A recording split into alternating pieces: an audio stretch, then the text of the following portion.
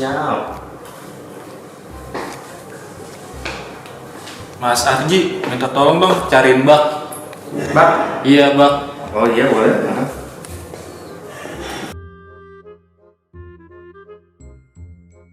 Aduh mana ya? Ketemu-temu. Aduh mana sih baknya? Aduh mana ya? Nah, ini baknya. Ini baknya Mas Reza. Oh, bukan baknya itu Mas. Oh bukan. Bak aplikasi. Oh bak aplikasi. Iya. Apa tuh? Tahu nggak? Nggak tahu. Wah, tanya aja yuk ke pakarnya. Boleh tuh. Ayo. Assalamualaikum, dengan siapa di mana? Halo, waalaikumsalam. Tinggal di sini. Oke, baik. Passwordnya Pak? Ramadan ini Kindo. Ramadan ini Sindo, mantap. Oke, baik. Jadi gini Pak Rizal, saya kan disuruh sama Mas Riza suruh nyari bak. Terus saya udah nyari-nyari tuh kemana-mana, pusing kan nyari baknya di mana. Nah akhirnya saya ketemu bak itu. Nah pas saya kasih ke Mas Reza, bak kamar mandi. Kata dia bukan itu yang dimaksud. Kata dia baknya itu bak yang ada di aplikasi, bak coding gitu. Nah, gimana kok bisa jadi mandi? Iya, saya pikir bak kamar mandi. Maka saya ambil bak kamar mandi. Ternyata Keliru dong. oh bukan ya. Lalu apa yang benar dong Pak Rizal? Nah, gini, aku jelasin dikit ya. Maksudnya bak apa? Jadi bukan baknya di kamar mandi kamu ambil, bukan itu maksudnya. Nah, Oke. itu ya segala macam cacat yang ada di aplikasi. Nah, cacatnya itu macam-macam. Bisa dari segi tampilan, bisa karena dia crash, bahkan bisa jadi ada hal yang ekstrim. Misalnya kalau jumlahnya itu banyak banget, aplikasi kita jadi out of memory. Tapi ya out of memory, jadi memorinya terlalu penuh, jadi lemot deh. Itu namanya bug. Oh begitu. Jadi cacat ya aplikasinya itu ya, bug itu. Nah, kecacatan di aplikasi itu memang biasa kita kenal dengan bug. Ya, mulai dari salah implementasi, salah konfigurasi, macam-macam lah alasannya. Itu bisa kita cari nggak Pak Rizal, bugnya itu? Nah, sekarang buat cari bug atau kita kenal dengan mendeteksi bug gitu ya, ada betul. banyak cara sih sebenarnya. Nah, ini aku sedikit tips lah buat kamu biar nggak salah cari bug ya. Wih, iya tuh boleh tuh Pak Rizal. Nah, jadi yang pertama untuk deteksi bug kita bisa pakai source control atau version control.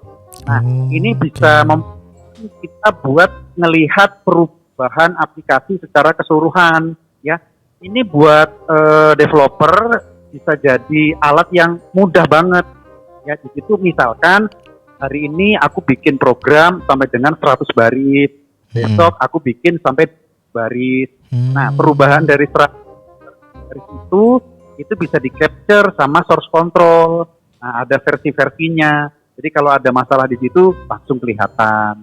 Ya. Oh, begitu ya. Jadi langsung tampil ya bugnya ya. Jadi kelihatan, wah ini error ini. Begitu ya Pak Rizal ya. Di source control bukan error, tapi perubahannya apa? Oh, ternyata perubahan itu. Nah, perubahannya itu kan bisa jadi ada bug ternyata di situ. Iya. Wih, keren ya bisa mendeteksi bug itu. Nah, yang kedua nih, ya. Yang kedua, kita bisa pakai namanya unit testing. Jadi terus ngebetulin bug itu susah. Jadi hal yang pertama yang perlu kita coba itu apa? Yang menghindari bug itu sendiri, betul kan? Betul. Nah, sekarang yang paling dasar dari unit testing itu kita mesti pecah program jadi unit yang kecil-kecil. Unit yang kecil ini bisa dalam bisa dalam bentuk kelas atau bisa dalam bentuk metode. Nah, jadi kecil-kecil supaya kita nyarinya banyak. Iya benar itu. Nyari dari unit yang terkecil ya. Betul. Dari unit yang paling kecil dulu.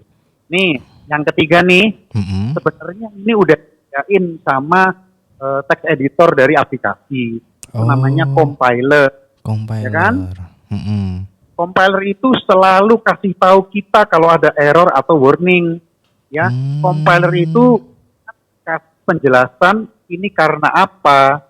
Bahkan dia juga kasih penjelasan cara buat mengatasinya. Itu hebatnya compiler. Wih, keren ya. Oh, berarti. Nah, berikut ini yang paling sering dipakai sama orang, ya sama programmer itu bikin print debug.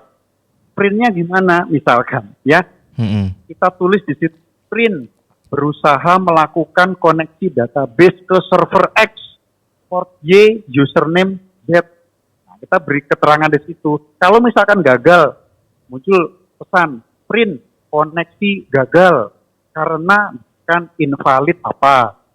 Ini yang paling sering biasanya digunakan sama programmer atau developer. Oh, pakai kondisi ya Pak Rizal? Ya, jadi misalkan kondisinya terpenuhi dia berhasil, kalau kondisinya tidak terpenuhi dia gagal. Oh, begitu. Oke, yang terakhir biasanya ini juga sudah ada di text editornya, kita pakai debuggernya bawaan dari text editor. Tapi biasanya kita banget tidak menggunakannya. Kenapa? Karena memang setup atau konfigurasinya agak rumit ya. Rumitnya kenapa? Biasanya kita harus setting breakpoint dulu, kemudian setelah breaksteppernya kita lakukan. Nah, itu biasanya developer banyak yang malas. Maka dari itu jangan malas untuk pakai debugger karena ini adalah tools yang memang sudah bawaan. Iya, penting banget ya berarti tools debugger itu ya. Wih. Nah, jadi beberapa jenis bug itu umum ya di semua bahasa pemrograman. Itu kayak kesalahan logika, kesalahan ketik, tapi belum tentu juga sama. Karena kadang kita pakai framework, jadi bug itu muncul di framework tertentu. Nah, yang jadi adalah ya pengalaman kita coding itu adalah guru yang utama. Programmer itu belajar sedikit-sedikit tentang jenis-jenis bug dari pengalaman. Semakin banyak coding, semakin banyak salah, semakin banyak belajar. Wih, betul itu Pak Rizal. Belajar dari kesalahan ya Pak? Tuh, ya. Wih, jadi banyak sekali ya macam-macam untuk mendeteksi bug itu. Setiap bahasa pemrograman ada toolsnya sendiri ya Pak? Ya, rata-rata toolsnya itu di text editornya. Misalkan kalau kita Java biasanya pakai NetBeans. Kalau Android pakai Android Studio. Nah, di masing-masing itu mereka udah nyediain bagaimana caranya kita mendeteksi bug. Oh, begitu. Wih, mantap ya. Berarti yang benar nyari bug itu pakai tools itu ya, bukan bug kamar mandi. Salah berarti saya.